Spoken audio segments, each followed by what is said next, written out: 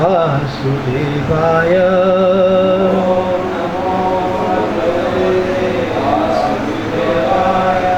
Om Namo Bhagavate Vasudevaya.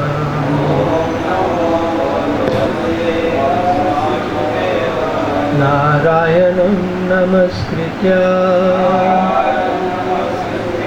Naram Chaiva Narottamam Devim Saraswatim Vyasam Tato Jayamudiraye. Thank you very much. We're reading from Srimad Bhagavad Gita as it is, chapter 3, text 40.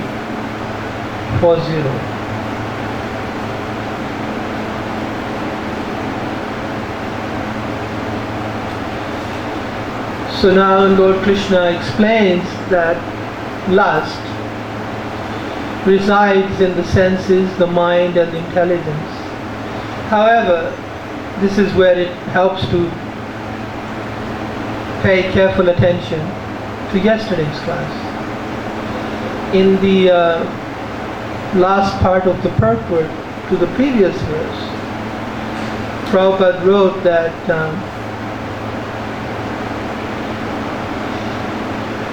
the so-called feeling of happiness is the ultimate enemy of the sense enjoyer. So that means not only lust resides in the senses, the mind and intelligence, but the so-called feeling of happiness resides in the senses, the mind and the intelligence.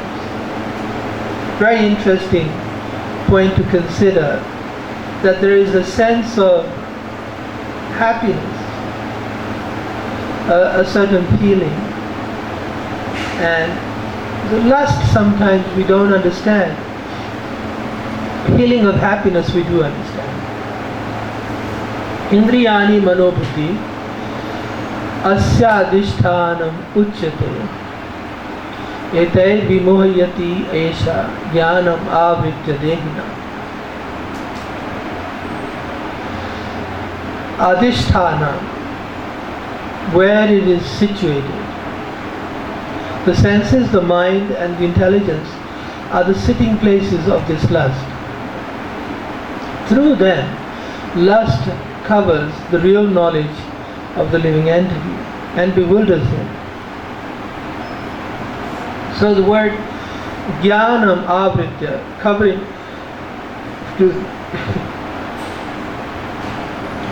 the knowledge, covering one's consciousness. This is what we have. This covering is our consciousness, of our consciousness. And it's done through these three mechanisms, the senses, the mind, and intelligence. And it covers, it doesn't just cover and that's it. It vimohyati, it bewilders, it confuses the person. He doesn't understand what is right, what is wrong. So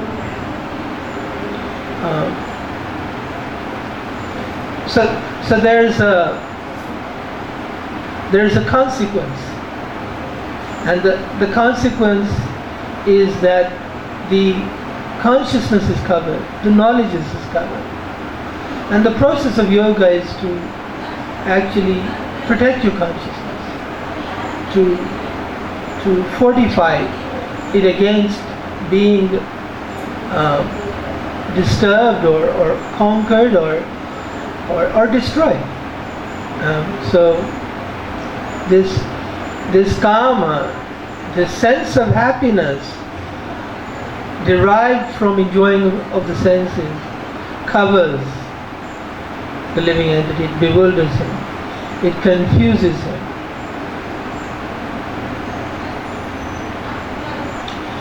And also, sometimes we think lust is simply gross senses going after the sense objects. But actually it's a partnership. The mind is involved, the intelligence is involved.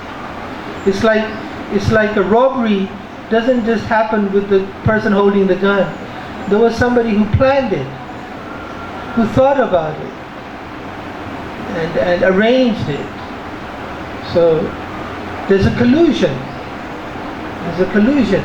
And all of your faculties are involved.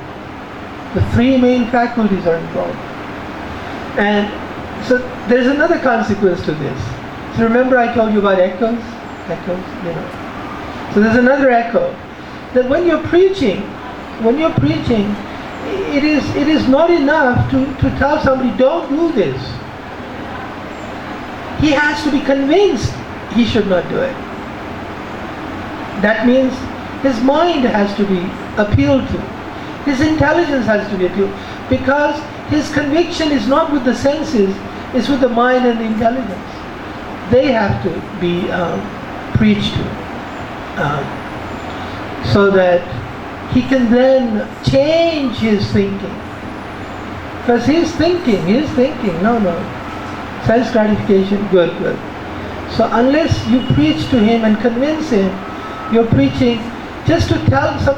Again, you know, when you tell a child, don't stop it. Are you successful? No, usually they rebel. They may stop for a few seconds and then again back into it. So very interesting, right? Krishna says all of this in this one, the very first line. What is it? Indriyani mano buddhi asya adhisthana. These are the sitting places. Indriyani mano buddhi. Very easy to remember. Okay. And interestingly,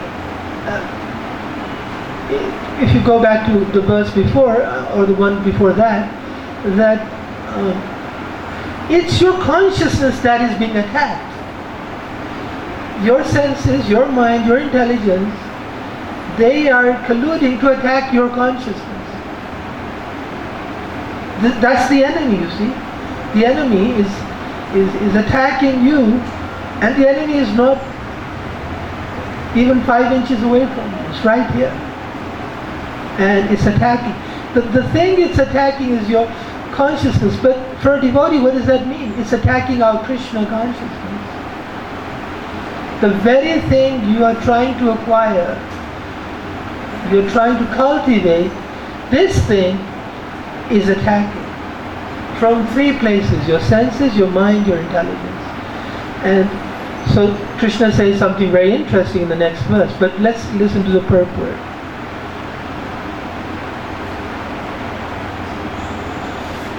So when somebody is lusty, it's not just his senses are lusty, his mind is lusty, his intelligence is lusty. And that's why Krishna said in the verse 37, Kamesha Krodesha Rajaguna Samudbhava Mahashano Mahapapma Vidhi Ena Iha. Here, in this world, Iha, Vairina, this is your enemy in this world. In this world you have no other enemy. You want to know your enemy? Here it is. It's not somebody else, it's right here. So for every person this is true. So that means all the person's thoughts, his feelings, his emotions, his decisions, his choices, his actions, his motives, his ideas, his dreams are all influenced by lust. Because all these things come from your mind intelligence. So when people have an idea, a philosophy, lust is dictated. It is covering their consciousness, Krishna consciousness. So they come up with some idea, communism, philanthropism, helping, this, that, welfare. It's dictated by this lust sitting in their heart, in their mind, their intelligence and their senses. So now this has another implication. So many echoes here. That people sometimes ask, why does he behave like that? Lust motivated him.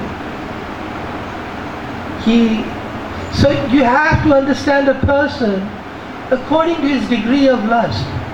And interestingly, I don't know if you've covered the number of ways in which the four varnas are divided: Shudra, Vaishya, Kshatriya, and Brahmana. One of the other criteria by which you can categorize is by lust.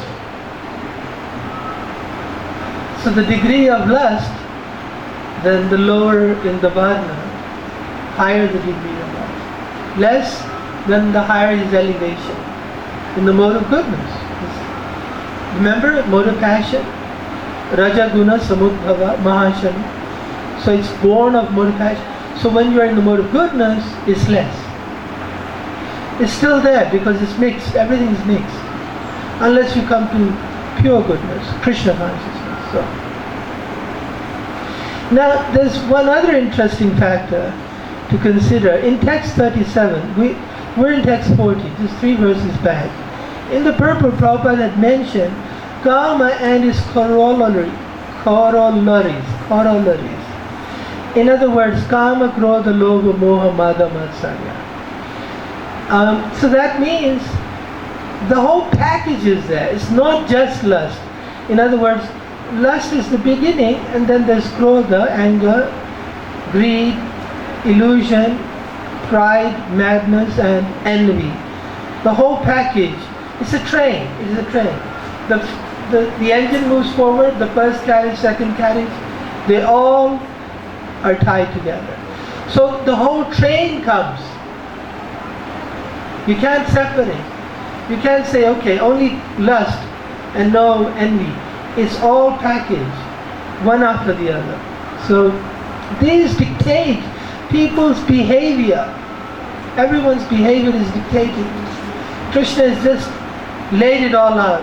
You wanted to know, you wanted to understand why people do what they do.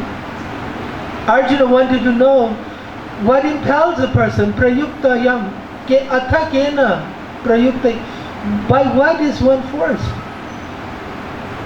Not just lust, but everything. His madness, his envy, his greed, all of it comes with this package. For everybody else and for our own selves. So, now we can understand. There's so much here in these few verses. Srila Prabhupada writes, the enemy has captured different strategic positions in the body of the conditioned soul, and therefore Lord Krishna is giving hints of those places, so that one who wants to conquer the enemy may know where he can be found. If you want to become Krishna conscious, you have to go and kill your enemy.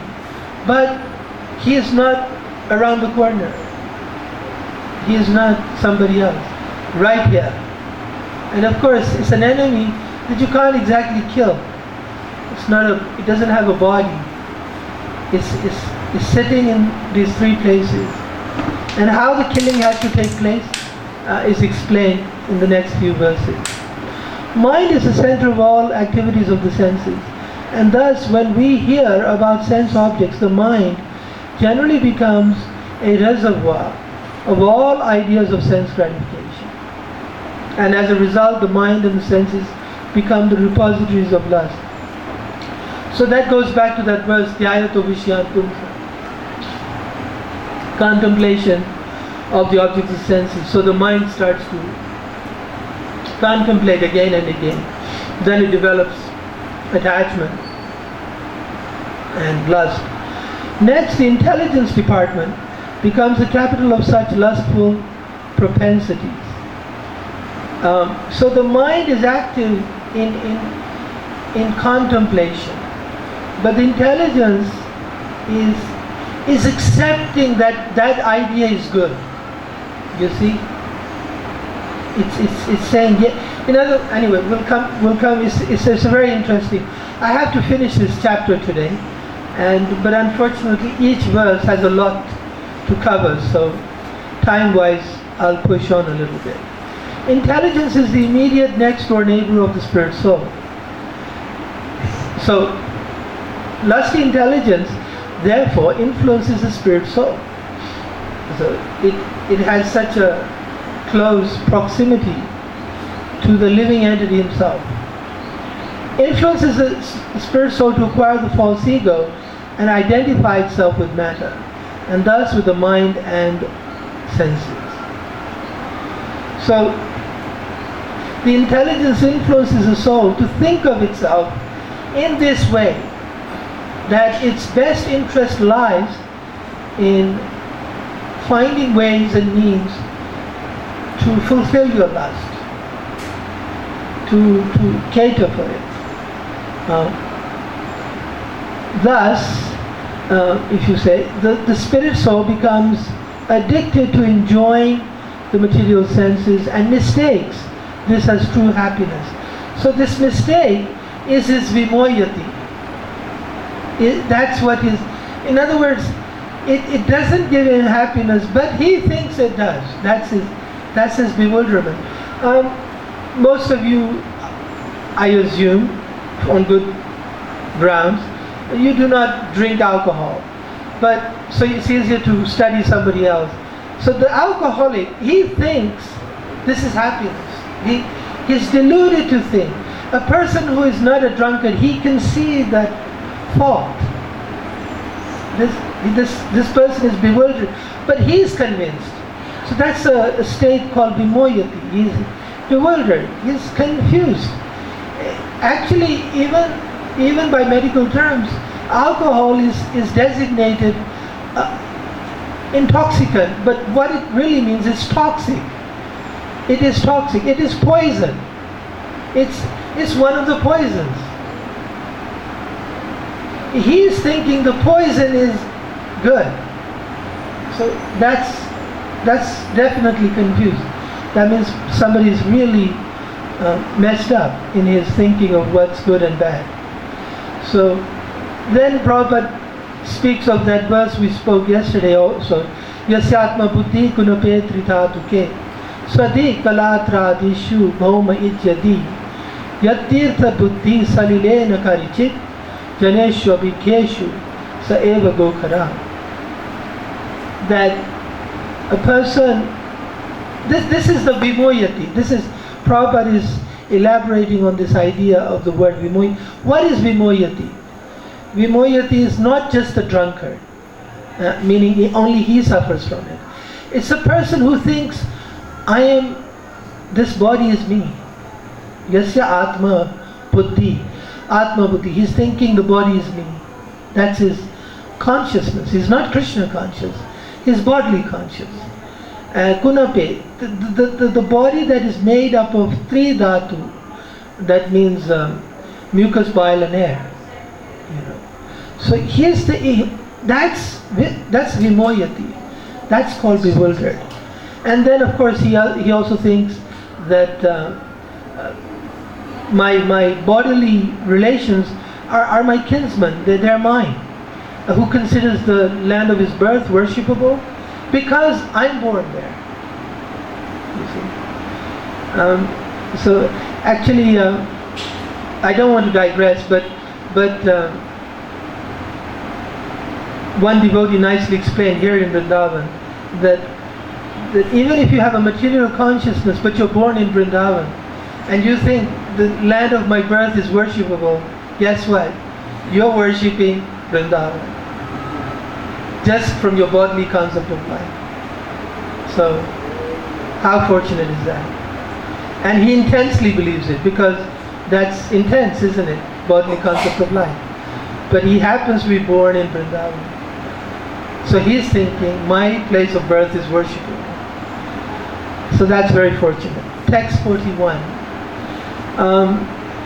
So now Krishna says, well, I've told you about lust. I'm sorry. Except he's thinking it in relation to himself. Huh? He's thinking of it in relation to my place of birth. Yeah, correct. But because there is that identification, right? It's a bit like the story of Ajamil. Ajamil, he's calling for his son. But the name happens to be Narayan. It happens to be Narayan. So you're intensely thinking, this is my body. Yes, you're right. But the intensity is on, the object happens to be Krishna. holy place. Just in case you're interested who it was Padma Lochan Prabhu. He's no longer present, but I heard it from him. We'll leave it. But Mataji raises a good point that he's really in the bodily concept of life. He's not thinking of Krishna. But anyway, I think I concede the fact that you... Okay, so now Krishna says, okay, I've told you about lust. He's your enemy, burns like fire. He's sitting in your senses. Indriyani manobuddhi asya adhishthanam. So now he says, so not only, because previously he said raga dvesha, attachment and dislike, hatred should be curbed. So now he says, not only those should be curbed, but also lust should be curbed. Tasmat means therefore. Tvam indriyani adho niyamya bharatarshava papamana prajahi yenam jnanam vijnanam nashanam. The Lord is saying that therefore, O Arjuna, best of the Bharatas, in the very beginning, Adho, curb this great symbol of sin, lust, by regulating the senses, Indriyani niyamya, and slay prajahi, this destroyer of knowledge and self-realization.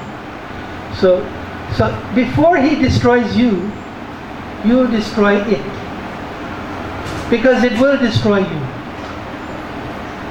You see, it's not a good guy. Our problems, we think, this is good. You're depriving me of something nice. You're saying horrible things, Lust is not such a bad guy. You have a problem. You should go to a psychiatrist. No, lust is a bad guy. Not a good guy. He is your enemy. He will give you trouble. Before he slays you, slay it. How do you slay it?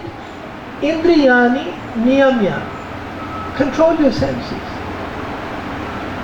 Control your senses.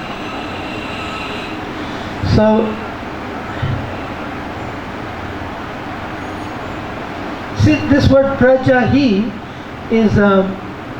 is like curb, Prabhupada writes, but it also means to leave, to quit it, to abandon it, to give it up, to neglect it.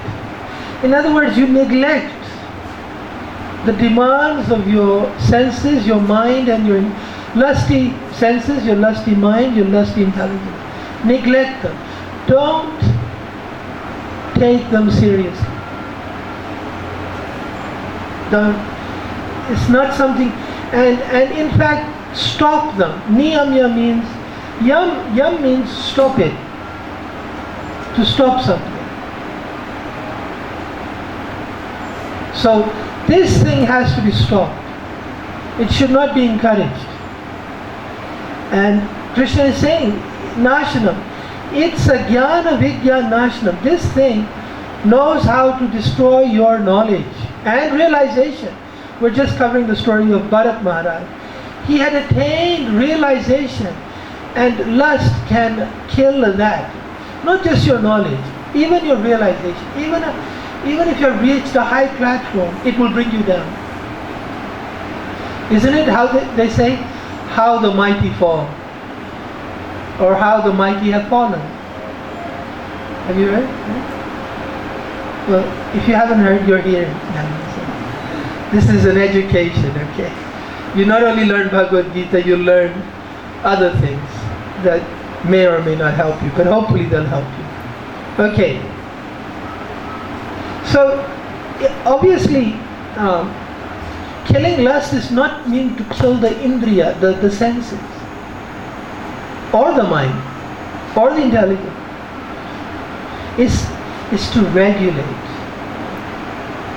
what the senses do, what they don't do, what the mind does, what it doesn't do, what the intelligence does, what it doesn't do.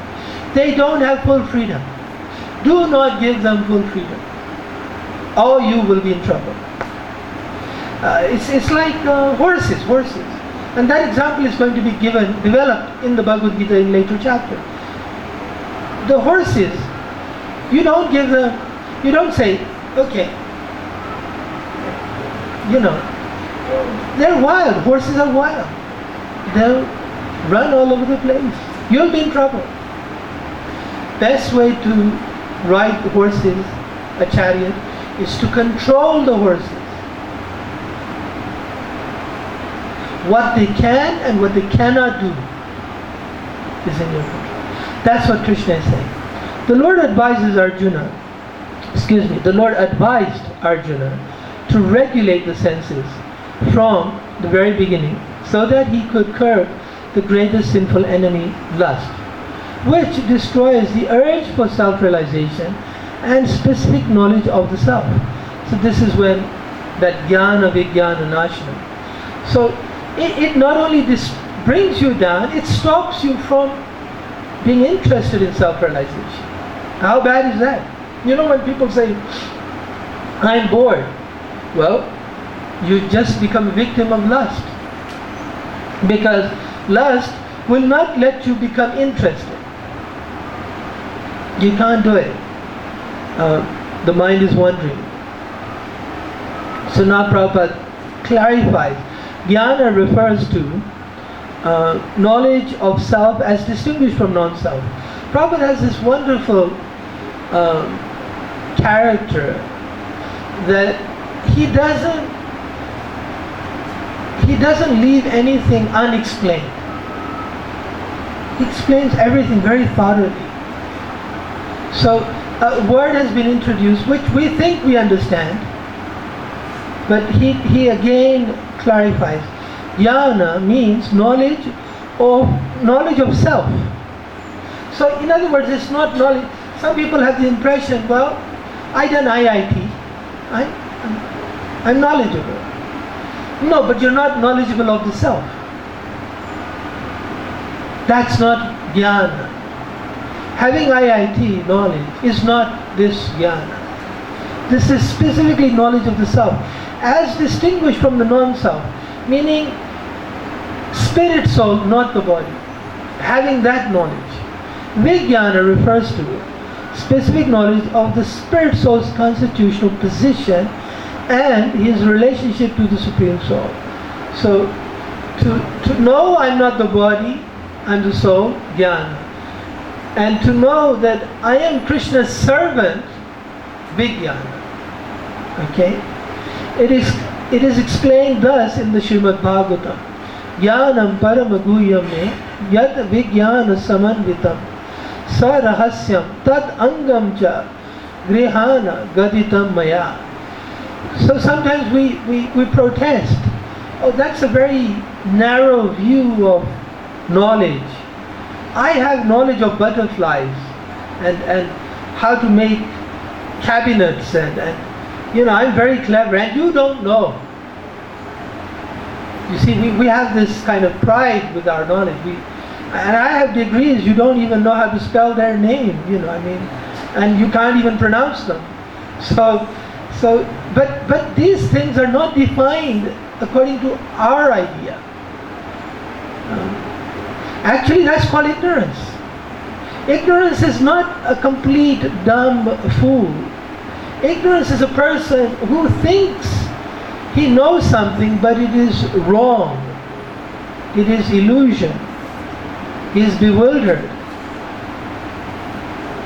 And that bewilderment can take the form of being a PhD and a professor of, cabinet making.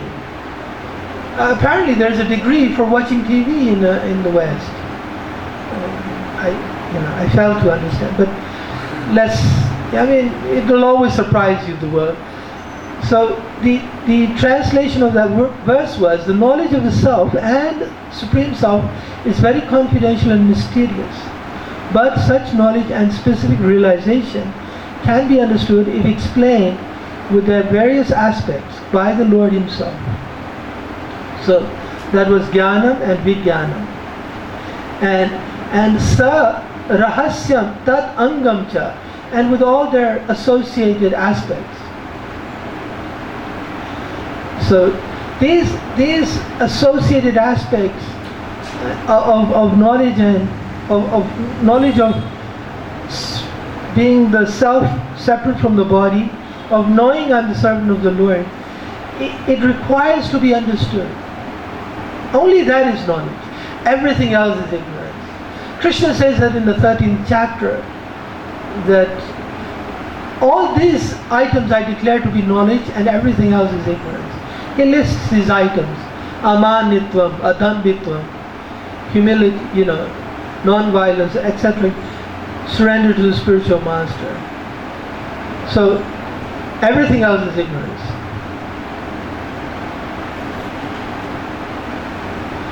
So, and then Bhagavad Gita gives us both general and specific knowledge of the self. So this is, in other words, you'll get jnana and vijnana. But if while you're cultivating Bhagavad Gita or understanding Bhagavad Gita, if you're indulging in lust, then you're defeating your purpose. So the student of Bhagavad Gita should control his lust, definitely, if he wants to cultivate jnana and vijnana. So then, in this part of the purport, Prabhupada focuses on how to revive this Krishna consciousness. The living entities are parts and parcels of the Lord, and therefore they are simply meant to serve the Lord. This consciousness, this understanding, is called Krishna consciousness. See, we have this conflict in our, I'm servant of Krishna, but meaning for now, I have other duties. That's how it starts, the justification. But actually, Prabhupada says, therefore they're simply meant to serve the Lord. That's all you're meant to do. Not with a but. Don't add a but. When you add a but, then now you've made some room for, I've got to have a holiday. Ideally it should be Hawaii. Okay, I'll settle for the Maldives, 5-star hotel. But, it's all but, right? It's all for Krishna's service, Prabhu. I mean, come on. I'll come back refreshed. So, you see this idea of refreshed. You have to watch out. Because the intelligence is dictating. Don't be a fanatic. I'm not going to be a fanatic. Fanatic is bad. But Prabhupada is saying, because we're parts and parcels, that's all we're meant to do is serve the Lord. Without any but. And such a complete understanding, perfect understanding, that is Krishna consciousness. So, then he says, or if from the very beginning of life, one learns this Krishna consciousness, then he can act accordingly. So Prabhupada is now, you know what he's doing? If you look in the verse, there was the word Adam. From the beginning. So Prabhupada is taking that literally, that from the beginning of our life, we should learn. But he's also going to say that even if we fail to do it from the beginning, it's interesting, let's hear it. Lust is only the is only the perverted reflection of love of God. Okay, but if one is educated in Krishna consciousness from the very beginning, that natural love of God cannot, meaning will not, deteriorate into lust, because you cultivated from the beginning. You didn't let a problem develop. Just like if you don't let weeds grow, you don't have a problem to deal with weeds. But if you have to do it from the beginning. When love of God deteriorates into lust, it is very difficult to return to the normal condition. So that's the difficulty. Once somebody's lust has taken hold of you, your senses, your mind, your intelligence, you're not going to let go. You may hide it. You may disguise it. You may deceive, cheat. but you won't let go. Because that's deep. Just like once the weed, sometimes you cut the weed, but the root is inside. It again grows. It's taken home. Nonetheless, this is Srila Prabhupada, he's very encouraging. Actually, it's very depressing. But Srila Prabhupada is very encouraging. Situation is bad, but he doesn't want to finish on a bad note. Nonetheless, Krishna consciousness is so powerful that even a late beginner can become a lover of God. He's already got deep roots, okay? His lust has can become a lover of God by following the regulated principles of devotional service. Niyam. So, from any stage of life, or from this time of understanding his urgency, one can begin regulating the senses in Krishna consciousness, devotional service of the Lord, and turn that lust, back into love of God. Okay. So it requires, so when Prabhupada says no meat eating, fish and eggs, no illicit sex, no gambling, no intoxication, tea or coffee, he means it. He's saying no, don't. Don't eat chocolate. Just yesterday I was stunned to hear some people eat chocolate. Don't eat chocolate. No justification. Don't do it. When he said no, he meant no. You're all very intelligent. There are so many interpretations to no. How many? Only one. No. Even the most intelligent person can't give too many variations to the word no. No has one clear meaning. No. Okay. So even though you could do it late in the stage, by when you become convinced, preferable is to do it right from the beginning of life. Okay. Now, Srila Prabhupada, I have a quote from one of his lectures. Everyone in the material world is lusty to varying degrees. Everyone is trying to lord it over material nature. That is lust. So, meaning lording over material nature is what is called lust. And then he gives an example of the ant trying to lord it over in his way, and the politician is trying to lord it over material nature in a different way. But lording over is a sign of lust. On the other hand, Krishna consciousness means offering one's energy to Krishna. Your energy that you would use to lord it over, you now make that. In other words, no more lording over. None. No, that's no. Niyamya, yam, stop. And you offer that energy to Krishna. So, you know what that means? We normally work 40 hours a week to enjoy bodily life. What this is saying is you work 40 hours a week and you don't see a penny of it. You give it to Krishna.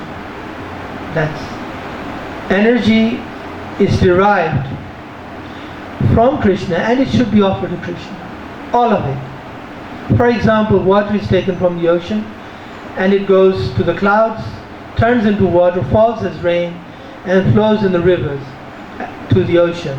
Similarly, we derive our energy from Krishna. So again, if we glide towards Krishna, that is perfection. So Prabhupada is indicating on a positive note how we can save ourselves from lust. Our whole impetus to work is for lust. That impetus has to be directed towards Krishna. We have this idea that I'll continue my impetus for lust, but I'll give some portion of it to Krishna. That's not how you're going to curb lust. All of it. If you want to deal with it properly. Now we come to the last two verses that end this chapter. Now, so now Krishna himself is going to end this discussion on an encouraging note. That even though, I mean, it looks hopeless, doesn't it? Lust is sitting in the senses, sitting in my mind. It's hopeless, right? I mean, might as well go to Hawaii and just, call it a day and just don't leave. Well, actually, Krishna says something very interesting now. He speaks of a hierarchy of superiority. Yes, the senses are powerful. Well, the mind is more powerful. Okay, but that's lusty too. Yes, but the intelligence is more powerful. Oh, hello, it's also lusty. But the soul is even more powerful. So, we haven't heard of the soul being lusty. Okay, we haven't. This is interesting, isn't it? In other words, the person has to get away from the gross bodily concept of life. He has to get away from the mental concept of life. He has to get away from the intellectual concept of life. And he has to connect to the spiritual concept of life. The soul concept of life. That's where the solution lies. And any other level, you still have a problem.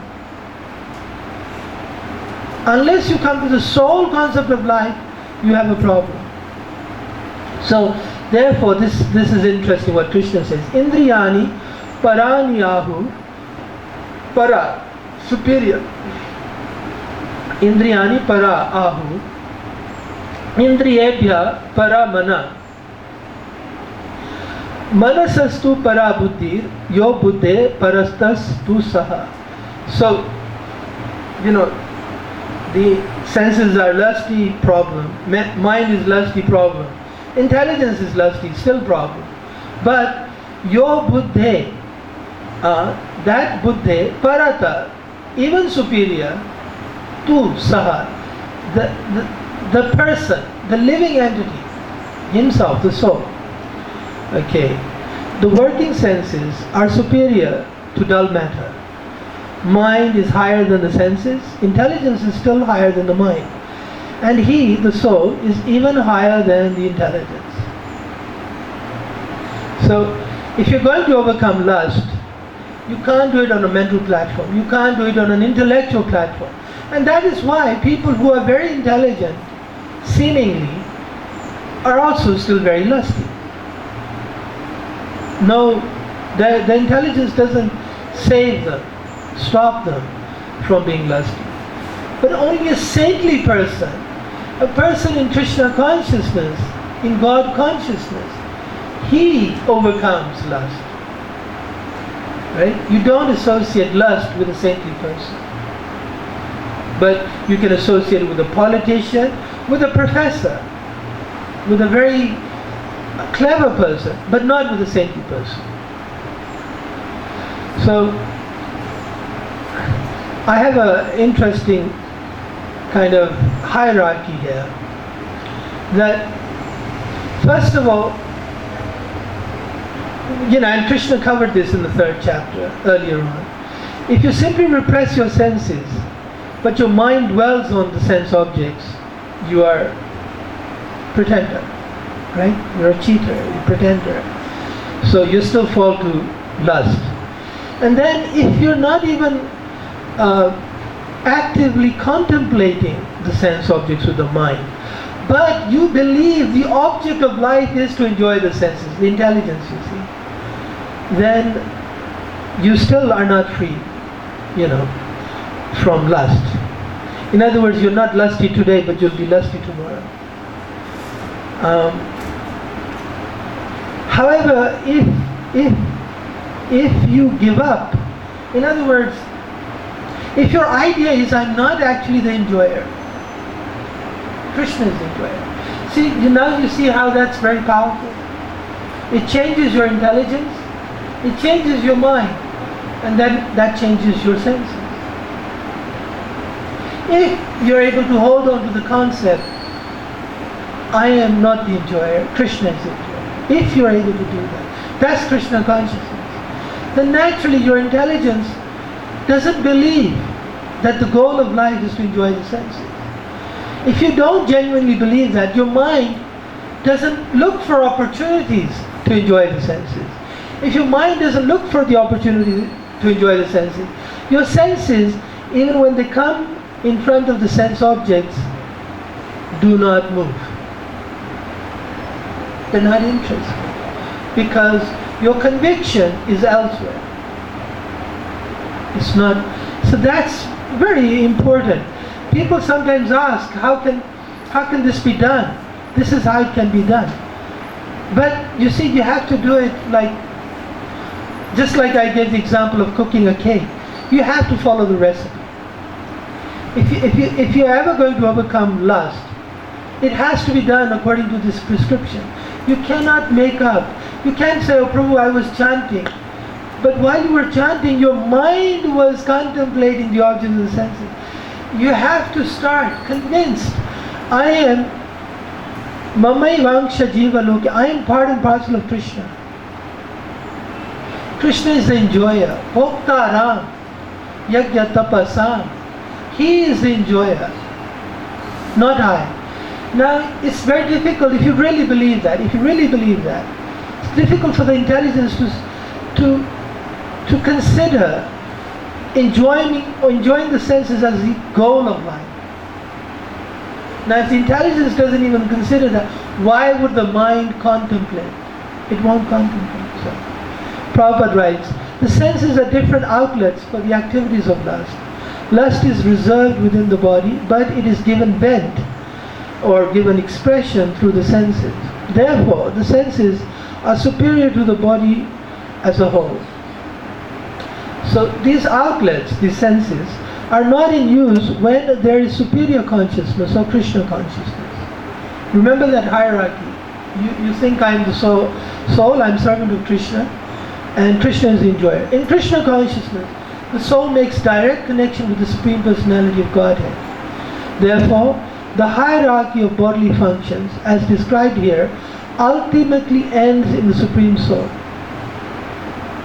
In other words, if the soul is connected with the Supreme Soul, Super Soul, he is no longer lusty because he is not thinking like that.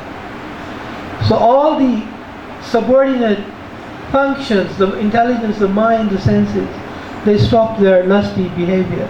Bodily actions means the functions of the senses.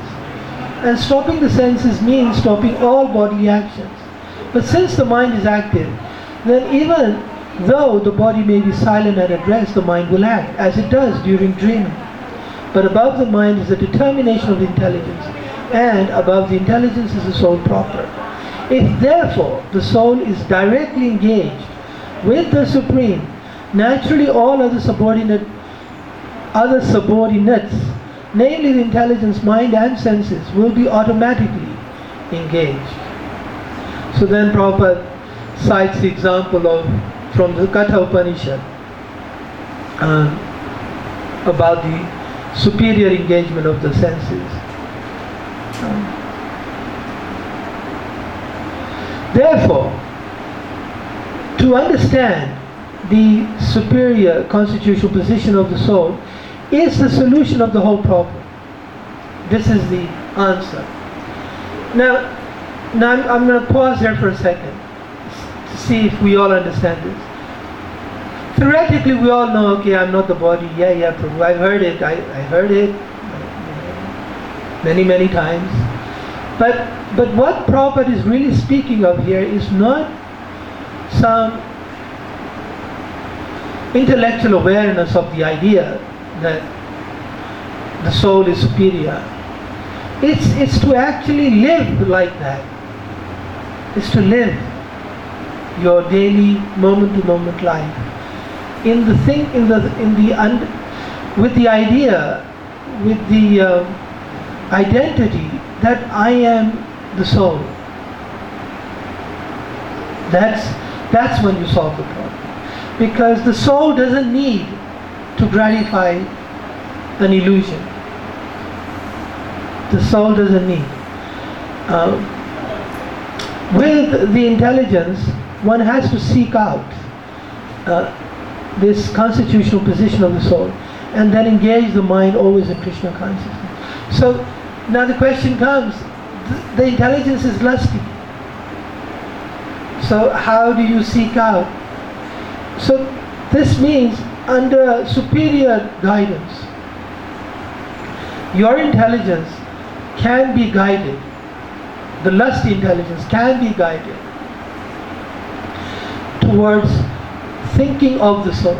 Just like Arjuna's intelligence is being guided by Krishna in the Bhagavad Gita through this instruction. He already believes,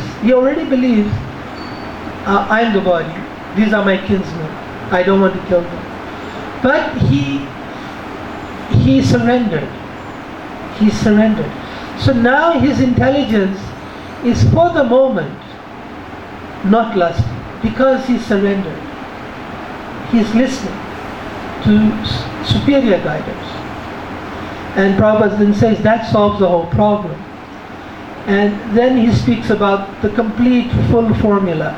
A neophyte spiritualist is generally advised to keep aloof from the objects of the senses. But aside from that, one has to strengthen the mind by use of intelligence. If by intelligence one engages one's mind in Krishna consciousness, by complete surrender unto the Supreme Personality of Godhead, then automatically the mind becomes stronger. So the intelligence was lusty, but because it surrenders, like Arjuna did to Krishna, the intelligence stops being lusty. It influences the mind. The mind stops being lusty. The mind influences the senses. So Prabhupada compares that to like a serpent who, although very dangerous, they will be no more effective than serpents with broken fangs. Thus the soul is the master of intelligence and mind and the senses also. Still, unless it is strengthened by association with Krishna in Krishna consciousness, there is every chance of falling down due to the agitated mind. Okay, this is the last verse. Evam buddhe param buddhva sanstapyatmanam atmana jahi shatrum mahabaho kama rupam durasadam. Thus, knowing oneself to be transcendental to the material senses, mind and intelligence, O mighty armed Arjuna, one should steady the mind by deliberate spiritual intelligence, Krishna consciousness, and thus by spiritual strength conquer this insatiable enemy known as lust. So there's the formula. You have to connect yourself not on the bodily platform, not on the sensual, not on the mental, not on the intellectual, but on the spiritual. That's if you're on any of the other levels, you will fall down. It's a matter of time. So, but all of this is resolved from the spiritual platform. No other platform can solve this. So now, Prabhupada, in the purport, he summarizes the third chapter. This third chapter of Bhagavad Gita is conclusively directed to Krishna consciousness by knowing oneself as the eternal servitor of the Supreme Personality of Godhead without considering impersonal voidness the ultimate end. In the material existence of life, one is certainly influenced by propensities for lust and desire for dominating the resources of material nature. Desire for overlording and for sense gratification is the greatest enemy of the conditioned soul. But by the strength of Krishna consciousness, one can control the material senses, the mind and intelligence. So then Prabhupada is referring to text 26. One may not give up work. That's where Krishna says, Joshayat sarva karmani. One may not give up work and prescribe duties all of a sudden. But by gradually developing Krishna consciousness, one can be situated in a transcendental position without being influenced by the material senses and the mind, by steady intelligence directed towards one's pure identity. This is the sum total of this chapter.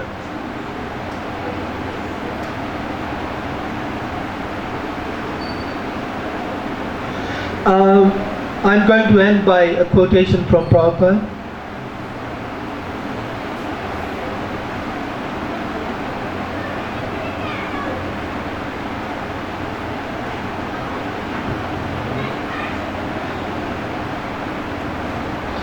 Yeah, it's very important, this quotation.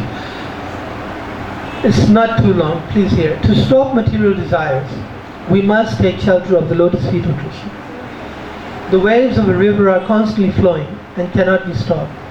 But the waves of the river flow towards the sea.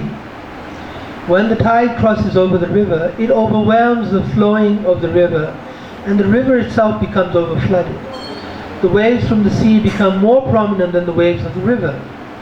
Prabhupada is comparing lust is very powerful like the river and finds a way to flow to the sea. But if there's a tide, the current goes back. Similarly, the devotee with intelligence plans so many things for the service of the Lord in Krishna consciousness that stagnant material desires become overflooded by the desire to serve Krishna.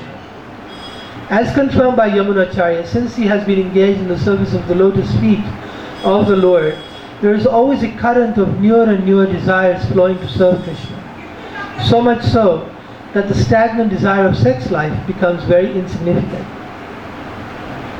So that was Srila Prabhupada's purport in the Srimad Bhagavatam 4th canto, chapter 22, text 39.